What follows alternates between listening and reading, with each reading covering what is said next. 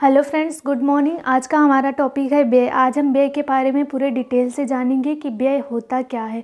लेकिन आज के बारे में जो आज का टॉपिक है व्यय, इसको पढ़ने से पहले हम जान लेते हैं कि हम कल क्या पढ़े थे। तो कल का हमारा टॉपिक था मनी मैनेजमेंट। कल हमने पूरे डिटेल से मनी मैनेजमेंट के बारे में डिस्कस किया था कि मनी मैनेजमेंट में सबसे पहले क्या आया था, आय क्या होता है। तो आय एक प्रयत्न है, चाहे यह शारीरिक हो सकता है या मानसिक हो सकता है। इसको देखे थे हम लोग, इसको समझे थे। उसके बाद आया था कि आय जो है, आय अर्न करने के कितने तरीके हैं, पैसे कमाने के कितने तरीके थे। तो इसके बारे में हमने देखा था कि उपार्जित आय होता है और अनुपार्जित आय, ये दो तरीके के होते हैं। उसके बाद हमने देखा था कि ये आय के प्रकार कितने होते हैं। तो आय के 3 प्रकार को देखा था हमने। पहला होता है मौद्रिक आय, वास्तविक आय और मानसिक आय। इसके बारे में पूरे डिटेल से पढ़े थे। उसके बाद आया था कि आय के स्रोत क्या होते हैं। आय के स्रोत के बारे में भी हम पूरे डिटेल से पढ़े थे। तो आज का हमारा टॉपिक क्या है, आज का हमारा टॉपिक है व्यय। व्यय क्या होता है, इसके बारे में पूरे डिटेल से पढ़ेंगे। व्यय के प्रकार क्या होते हैं, सब देखेंगे आज हम। अपना क्लास स्टार्ट करने से पहले मैं यह बता दूं आप लोगों को कि इस जो व्यय वाला टॉपिक है, इसके जितने भी मेरे वीडियो हैं, जितने सारे वीडियो हैं, पहले अगले वाले 10 वीडियो हैं, उसके सारे लिंक डिस्क्रिप्शन बॉक्स में दे दिए जाएंगे। इस वाले जो व्यय वाला पार्ट है, 11 पार्ट है ये 11 टॉपिक है हमारा। और अभी हम मैनेजमेंट पढ़ रहे हैं। मैनेजमेंट के बाद टेक्सटाइल स्टार्ट होगा, उसके बाद न्यूट्रिशन का स्टार्ट होगा। न्यूट्रिशन ख़त्म होने के बाद फिर हम CD लास्ट में पढ़ेंगे। तो चारों जो पार्ट हैं, होम मैनेजमेंट के चारों पार्ट जो हैं, इसमें पूरे कराए जाएंगे। तो चलो अब हम स्टार्ट करते हैं अपना टॉपिक। हमारा टॉपिक क्या है, व्यय। आज हम जानेंगे कि व्यय क्या होता है। हम अपनी आवश्यकताओं की पूर्ति के लिए सब लोग व्यय से सब लोग परिचित हैं कि व्यय होता क्या है। सब अपनी आवश्यकताओं की पूर्ति के लिए क्या करते हैं, पैसे खर्च करते हैं। जो हमारा आय होता है, उस आय में से हम अपनी आवश्यकताओं की पूर्ति के लिए पैसे खर्च करते हैं। और जो पैसे हम अपनी आवश्यकताओं की पूर्ति के लिए खर्च करते हैं, वही क्या होता है, वही हमारा व्यय कहलाता है। पहले हम जान लेते हैं कि व्यय क्या होता है। जो हमारा आय है, आय जिसका जैसे आय होता है, उसी तरीके से क्या होती हैं, उसकी आवश्यकताएँ भी होती हैं। जैसे जिसकी इनकम होती है, अपनी इनकम के हिसाब से ही सबकी आवश्यकताएं होती हैं। तो आय जो होता है, इसको हम क्या करते हैं, अपनी आवश्यकताओं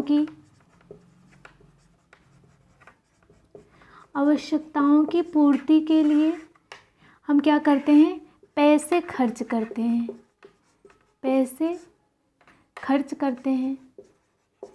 और जो पैसे हम खर्च करते हैं, यही क्या कहलाता है, हमारा व्यय कहलाता है। ये क्या कहलाता है, व्यय कहलाता है। आय होता है हमारा, आय जिसका जितना इनकम होता है, उसी हिसाब से उसकी आवश्यकताएं भी होती हैं। तो आय जो आता है, हमारा जो इनकम होती है, उससे हम क्या करते हैं, अपनी आवश्यकताओं की पूर्ति के लिए पैसों का खर्च करते हैं। और जो पैसों का खर्च करते हैं, वही क्या कहलाता है, वही कहलाता है व्यय। व्यय क्या होता है, हमारी जो आय होती है, अपनी आय में से हम आवश्यकताओं की पूर्ति के लिए व्यय करते हैं, पैसे खर्च करते हैं। और यही क्या कहलाता है, यही हमारा व्यय कहलाता है। अब हम जानेंगे कि व्यय के प्रकार कितने होते हैं। व्यय के 3 प्रकार होते हैं। पहला है निश्चित व्यय, दूसरा है अर्धनिश्चित व्यय और तीसरा क्या है, अनिश्चित व्यय। इसके बारे में हम जान लेते हैं कि ये क्या होता है। आय के क्या होता है, व्यय के क्या होते हैं, व्यय के प्रकार जान लेते हैं हम। व्यय के प्रकार, व्यय के प्रकार।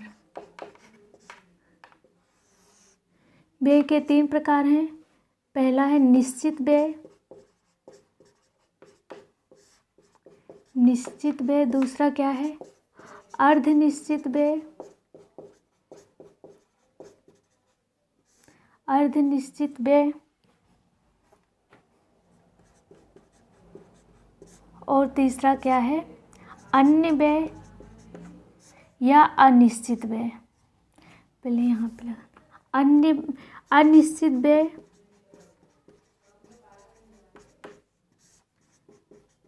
इसको अन्य व्यय भी कहा जाता है, अन्य व्यय। ये हो गए व्यय के प्रकार। व्यय के कितने प्रकार होते हैं? तो व्यय के 3 प्रकार होते हैं। पहला है निश्चित व्यय, दूसरा है अर्ध निश्चित व्यय और तीसरा क्या है? अन्य व्यय या अनिश्चित व्यय। पहले हम जान लेते हैं कि निश्चित व्यय क्या होता है। निश्चित व्यय वह व्यय होता है जिसमें हम थोड़ी सी भी कटौती नहीं कर सकते हैं। ये व्यय फिक्स होता है, हमारे पास चाहे इनकम हो या ना हो, लेकिन हमें इस पे खर्च करना ही पड़ता है, चाहे जो हो जाए। इसमें हम 1 पैसे की, 1 रुपए की भी कटौती नहीं कर सकते हैं। जितना हमारा व्यय है उसको हमें पूरा करना पड़ेगा। ये होता है निश्चित व्यय। इसके उदाहरण को हम देख लेते हैं। इसमें क्या आता है? ये तो सबके समझ में आ ही गया होगा कि आय क्या है, अरे व्यय क्या है। तो हम आ जाते हैं अब निश्चित व्यय देखते हैं। निश्चित व्यय में क्या होता है? निश्चित व्यय वह व्यय होता है जिसमें हम कटौती नहीं कर सकते हैं। ये फिक्स व्यय होता है। निश्चित व्यय क्या होता है? फिक्स होता है। फिक्स होता है, इसमें कटौती नहीं कर सकते। इसके उदाहरण में क्या आएगा? जैसे हुआ मकान का किराया, बिजली का किराया, बिजली का बिल, मकान का किराया, बिजली का बिल, पानी का बिल। उसके बाद क्या आएगा? हमारा बच्चों के जो स्कूल का है, स्कूल का फीस, ट्यूशन का फीस, दूध वाले का पैसा, राशन का पैसा, हमारे कपड़ों का पैसा। ये सब क्या आएगा? इसमें आएगा निश्चित व्यय में। निश्चित व्यय एकदम फिक्स होता है, इसमें 1 रुपए की भी हम कटौती नहीं कर सकते। इसके एग्जाम्पल में क्या आएगा? इसके एग्जाम्पल में आएगा मकान का किराया,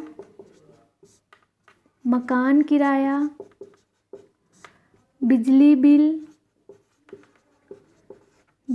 बिल, पानी बिल, फीस, दूध का पैसा, भोजन पर व्यय,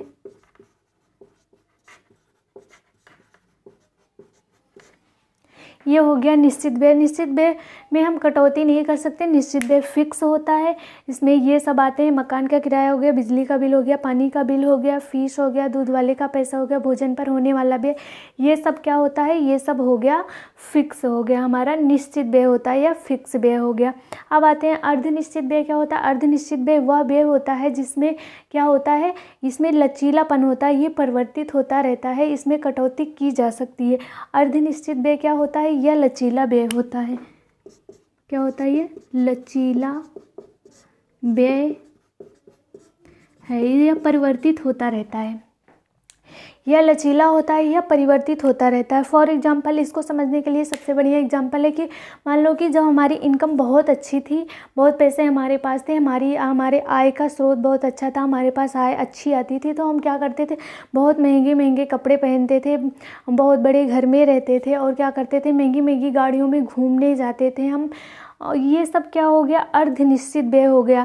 वहीं पर अब क्या हुआ? जब हमारे पास ज़्यादा पैसे थे तो हम ज़्यादा हाई फाई रहते थे, हमारी लाइफ स्टाइल जो है बहुत अच्छी थी, बहुत हाई लेवल की थी। या क्या हो गया? इसमें अर्ध निश्चित व्यय आता है। लेकिन अब जब पैसे हमारे पास कम हैं तो हम वहीं पे क्या होता है? चेंज कर लेते हैं। जहाँ पर हम पहले 5,000 के वस्त्र पहनते थे, वहीं पे अब 2,000 का या 500 का पहनेंगे। और बहुत बड़े घर में रहते थे पहले जब इनकम बहुत अच्छी थी, और वहीं पे अभी इनकम कम है तो क्या होगा कि हम छोटे से घर में भी रह सकते हैं। ये क्या होता है? अर्ध निश्चित व्यय। यह बहुत ही लचीला होता है, यह समय के अनुसार परिवर्तित हो जाता है या हमारी इनकम के अनुसार ये बदल जाता है। ये होता है अर्ध निश्चित व्यय। अर्ध निश्चित व्यय क्या होता है? लचीला होता है। तो इसमें क्या आएगा? महंगे कपड़े,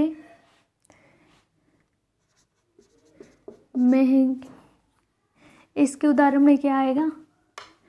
पहले महंगे कपड़े पहनते थे, बाद में क्या हुआ? सस्ते पहनने लगे। पहले बड़े घर में रहते थे, अब क्या हुआ? छोटे घर में रहते हैं। ये सब क्या हो गया? ये हो गया अर्ध निश्चित व्यय। अर्ध निश्चित व्यय क्या होता है? ये लचीला होता है, यह समय के अनुसार या इनकम के अनुसार ये परिवर्तित हो जाता है। ये होता है अर्धनिश्चित व्यय। अनिश्चित व्यय में क्या आता है, अनिश्चित व्यय या अन्य व्यय, जिसके बारे में हम मतलब हमें कोई भी पता नहीं रहता या पता भी रहता है, लेकिन ये क्या होता है, अनिश्चित होता है। ये कभी भी आ सकता है, आ भी सकता है और नहीं भी आ सकता है। इसमें क्या आएगा, इसे अन्य व्यय के नाम से भी जानते हैं। जैसे इसमें क्या आ गया, महंगे महंगे आभूषण लेना हो गया, क्या हो गया, शादी पार्टी में ज़्यादा पैसे खर्चा करना, ये सब क्या आ गया, अनिश्चित व्यय में, मतलब निश्चित नहीं होता है ये व्यय, उसे कहते हैं अर्धनिश्चित व्यय या अन्य व्यय। जो हमारे क्या होता है, निश्चित व्यय और अर्धनिश्चित व्यय में नहीं आता, उसी को क्या बोलते हैं, अनिश्चित व्यय बोलते हैं।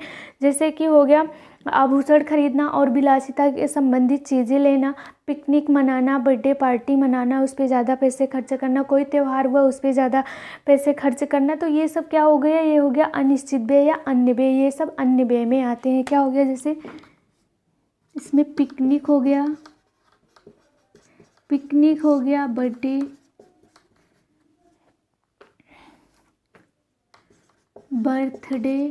पार्टी हो गई, महंगे आभूषण हो गए, महंगे आभूषण हो गए, यात्रा करना हो गया, यात्रा करना हो गया, बीमारी हो गई,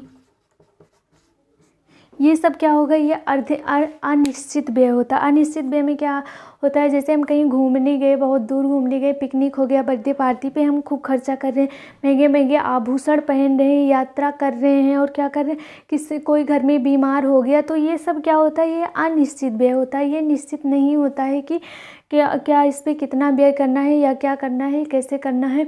ये सब ज़्यादातर तभी होता है जब हमारे पास इनकम ज़्यादा होती है। इसमें क्या होता है, महंगे आभूषण हम तभी पहन सकते हैं जब हमारे पास इनकम खूब होगी, हमारा निश्चित व्यय और अर्धनिश्चित व्यय पूरा होगा, तभी हम जाकर इस पे आएंगे। लेकिन बीमारी तो सब में आ सकती है ना, तो ये क्या हो गया, अनिश्चित व्यय होता है। अब हम देखेंगे कि इसको जो व्यय को प्रभावित करने वाले कारक हैं वो कितने कारक हैं, इसके बारे में हम देखेंगे। ये तो सबके समझ में आ गया होगा कि व्यय के क्या प्रकार हैं, निश्चित व्यय है, अर्धनिश्चित व्यय और अनिश्चित व्यय या अन्य व्यय। इसी को अन्य व्यय भी कहा गया है। ये हो गया हमारा व्यय। अब हम देखते हैं कि व्यय को प्रभावित करने वाले कितने कारक हैं।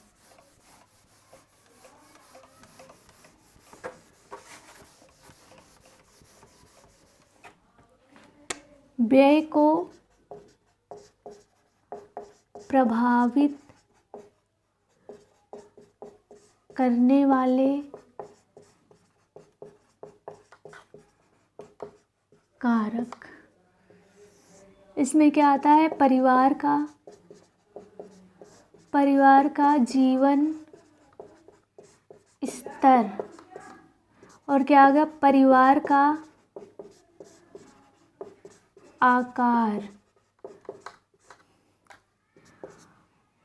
और क्या इसमें क्या आएगा, परिवार का जीवन स्तर। परिवार का जीवन स्तर जैसा होता है हमारा व्यय भी वैसे उसी हिसाब से होता है। परिवार का जीवन स्तर अगर बहुत ज़्यादा हाई है, हम मतलब हाई सोसाइटी में वो रह रहे हैं, उनका जीवन स्तर जो हाई है, उसमें तब क्या होगा, उसी हिसाब से उनको खर्च भी करना पड़ेगा। जैसे उनके अड़ोसी पड़ोसी जैसी सोसाइटी में रह रहे हैं, जैसे उनका लाइफ स्टाइल है, उसी हिसाब से वो अपने लाइफ स्टाइल या अपना स्टैंडर्ड बनाने के लिए उसी हिसाब से उनका खर्चा भी होता है। और क्या हो गया, परिवार का आकार।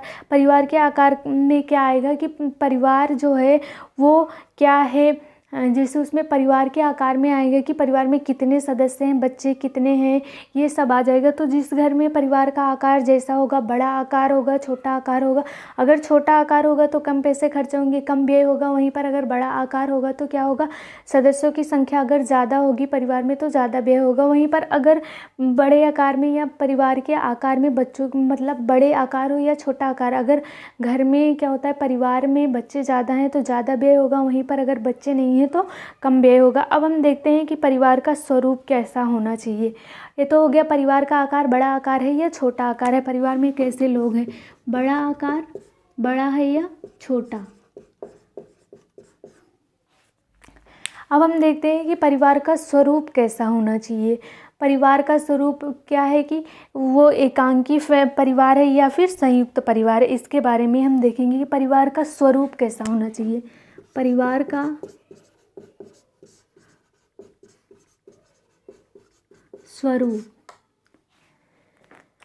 परिवार के स्वरूप में क्या आता है, एकांकी परिवार है कि क्या है, संयुक्त परिवार। अगर संयुक्त परिवार होगा तो उसमें ज़्यादा खर्चे होंगे, ज़्यादा परिवार होगी, ज़्यादा फैमिली होगी तो ज़्यादा खर्चे होंगे। वहीं पर अगर एकांकी परिवार है तो क्या होगा, उस परिवार में खर्चे कम होंगे। अब देखते हैं कि धन रहन सहन का स्तर कैसा होना चाहिए। रहन सहन का स्तर, परिवार का जीवन स्तर तो हमने देख ही लिया। परिवार का जीवन स्तर क्या है, परिवार का आकार कैसा होना चाहिए, परिवार का स्वरूप कैसा होना चाहिए।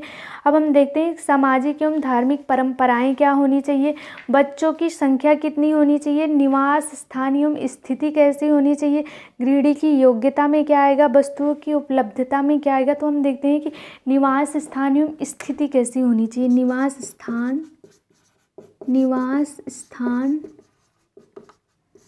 एवं स्थिति।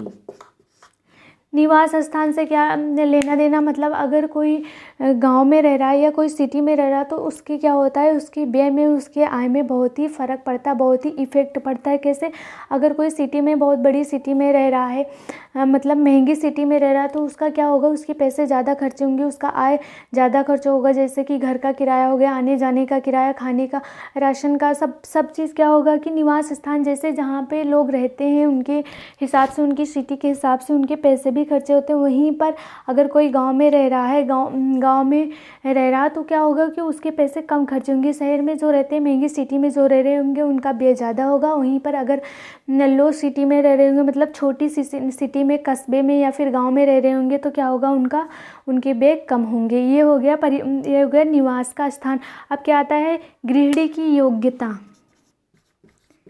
गृहिणी की योग्यता,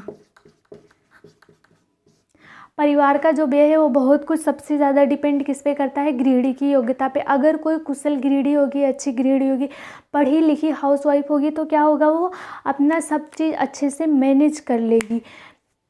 उसके पास अगर 100 रुपये आ रहे होंगे उसके फैमिली में तो वो 100 रुपये में इस तरह से खर्चा करेगी, 100 रुपये को इस तरह से यूज़ करेगी कि उसमें 10 रुपये या 5 रुपये बचाकर वो ज़रूर अपने फ्यूचर के लिए रख लेगी। अगर कुशल गृहिणी होगी तो वहीं पर अगर गृहिणी जो घर की महिला वो कुशल नहीं होगी तो वो क्या होगा, कितने भी पैसे आ जाएं उसके पास, वो घर को मैनेज नहीं कर पाएगी। एक ही जगह एक ही चीज़ को, एक ही सामान को खरीदने में सारे पैसे व्यय कर देगी और किसी भी चीज़ का क्या करेगी, वो ख्याल नहीं रख सकती। तो क्या होता है, बहुत कुछ जो घर डिपेंड होता है, तो घर की जो गार्जियन होती है, घर की जो महिला होती है जो घर को संभालती है, उसके ऊपर ज़्यादा डिपेंड होते हैं कि वो किस तरह से कैसे वो खर्चे का या कैसे वो अपने पैसे को यूज कर रही है, कैसे बचा रही है, किस मद पर कितने पैसे खर्च कर रही है। क्या होता है, गृहिणी की कार्यकुशलता पर या उसकी बुद्धिमत्ता पर ही निर्भर करता है।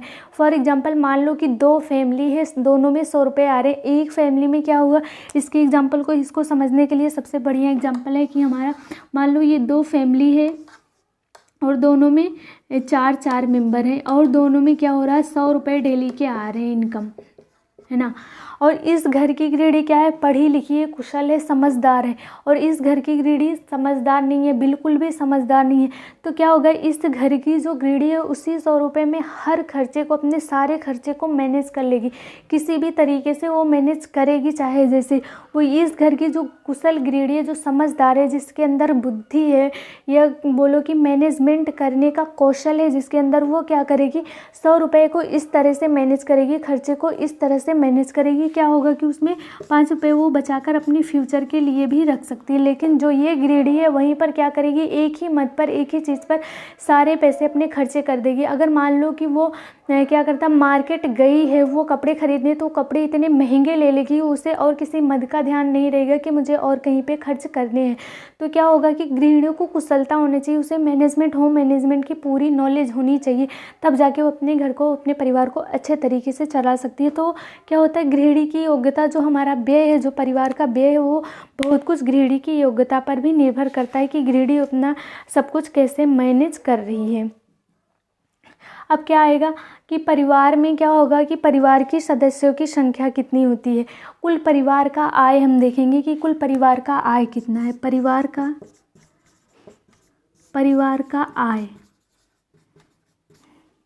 परिवार के आय में क्या होगा कि परिवार की जैसी इनकम होगी वैसा ही व्यय होगा। अगर आय बहुत अच्छी होगी या इनकम बहुत अच्छा आता होगा और उस घर में क्या होगा कि परिवार का आकार छोटा होगा, बच्चे कम होंगे, तो उस घर में क्या होगा कि परिवार का आय जो है वो ज़्यादा होगा व्यय की अपेक्षा, और उसमें सारी चीज़ें उपलब्ध होंगी, सारी विलासिता की चीज़ें भी मौजूद होंगी उस घर में। तो क्या होता है, परिवार का आय भी बहुत कुछ डिपेंड करता है। इतने थे व्यय को प्रभावित करने वाले कारक को हमने देख लिया कि कितने व्यय के प्रभावित करने वाले कारक, वैसे तो बहुत सारे हैं, लेकिन इसमें जो मेन है मैंने ऐड किया है परिवार का जीवन स्तर। परिवार के जीवन स्तर में क्या होगा, परिवार की लाइफ स्टाइल, जो फैमिली की लाइफ स्टाइल पे बहुत कुछ डिपेंड करता है। जो जिस फैमिली से बिलोंग करता है उसी हिसाब से उसका व्यय होता है। अगर कोई फैमिली जो है वो हाई सोसाइटी से या उसका लाइफ स्टाइल जो ऊंचा है तो उसमें क्या होगा, उसका व्यय भी उसी हिसाब से होगा। परिवार का आकार, परिवार के आकार से क्या मतलब होता है कि परिवार के आकार में सदस्यों की संख्या कितनी है, कितने बच्चे हैं उस घर में। अगर बच्चे ज़्यादा होंगे तो व्यय जाहिर सी बात है व्यय ज़्यादा होगा। वहीं पर अगर बच्चों की संख्या कम होगी, कमाने वाले ज़्यादा होंगे और खाने वाले कम होंगे, तो क्या होगा, उस घर का जो आय है, आय व्यय दोनों का मैनेज रहेगा और दोनों अच्छे से संतुलित रहेंगे। तो ये होता है परिवार के आकार पर बहुत कुछ व्यय डिपेंड करता है। अब आ जाएंगे हम परिवार का स्वरूप। परिवार के स्वरूप से क्या मतलब होता है कि परिवार एकांकी परिवार है या फिर संयुक्त परिवार। अगर संयुक्त परिवार होगा तो उसमें जाहिर सी बात है ढेर सारे लोग होंगे, फैमिली में बच्चे सब कोई होगा, तो वहाँ पर खर्चे भी बहुत ज़्यादा होंगे। वहीं पर अगर एकांकी परिवार होगा कि हम दो हमारे दो अगर होंगे तो क्या होगा, उसमें आय जितना आएगा उसी हिसाब से व्यय भी होगा, और व्यय करने के बाद वो बचत भी कर लेंगे, अपने फ्यूचर के लिए भी बचा कर रख लेंगे। वहीं पर क्या होता है, निवास स्थान एवं स्थिति क्या है, निवास स्थान और स्थिति बहुत कुछ डिपेंड करती है हमारे व्यय पे। जैसे हम अगर कोई ऊंची हाई सोसाइटी में रह रहे हैं, अच्छी कॉलोनी में रह रहे हैं, तो उस हिसाब से हमें अपना सब कुछ मैनेज करना पड़ेगा। हमारा घर भी वैसे रहेगा, रहन सहन का स्तर भी वैसे होगा, हमारे पास हर सुविधाएं भी उसी तरह से हमको रखनी पड़ेंगी। तो क्या होगा कि निवास स्थान भी बहुत कुछ डिपेंड करता है व्यय पे। जैसे जिस जगह पे हम रहते हैं, जैसे सोसाइटी में हम रहते हैं, वैसे ही हम अपनी लाइफ स्टाइल बना लेते हैं। अपने घर का माहौल, हर कुछ मतलब एजुकेशन लेकर लाइफ स्टाइल सब कुछ डिपेंड करता है इस पे। गृहिणी की योग्यता, गृहिणी की योग्यता से क्या मतलब होता है कि कुशल गृहिणी और बुद्धिमान गृहिणी जिस घर में रहती है उस घर को अच्छे तरीके से मैनेज कर लेती है। वहीं पर जो गृहिणी बुद्धिमान नहीं है, पढ़ी लिखी नहीं है, उसके पास कितने भी पैसे आ जाएं वो मैनेजमेंट नहीं कर सकती, वो अपने घर का मैनेजमेंट अच्छी तरीके से नहीं कर पाएगी। परिवार का आय क्या होता है, परिवार का आय से मतलब है कि अगर कमाने वाले घर में ज़्यादा लोग हैं और खाने वाले कम है तो क्या होगा, उस घर का जो है आय ज़्यादा होगा और व्यय कम होगा। तो ये हो गया आज का व्यय को प्रभावित करने वाले कारक के बारे में। आज हमने पूरे व्यय के बारे में पढ़ लिया। व्यय का बहुत छोटा सा टॉपिक था, हमने पूरा पढ़ लिया कि व्यय होता क्या है, व्यय के कितने प्रकार हैं। व्यय के 3 प्रकार हैं, निश्चित, अर्धनिश्चित, अन्य या अनिश्चित होता है, और व्यय को प्रभावित करने वाले कारक। बस यही इतना ही था आज का टॉपिक हमारा। अब कल हम क्या देखेंगे, कल हम देखेंगे बजट। बजट के बारे में पूरे डिटेल से पढ़ेंगे, और बजट का जो टॉपिक है बहुत ही ज़्यादा इंपॉर्टेंट होने वाला है सबके लिए, चाहे वो टीजीटी हो, चाहे पीजीटी हो, चाहे नेट हो। और एक बात मैं बता देती हूँ कि जो अब की बार संडे आने वाला है इसमें 50 क्वेश्चन सॉल्व करेंगे हम। 50 क्वेश्चन जो प्रीवियस ईयर के क्वेश्चन है पूरे डिटेल से सॉल्व करेंगे। So thank you.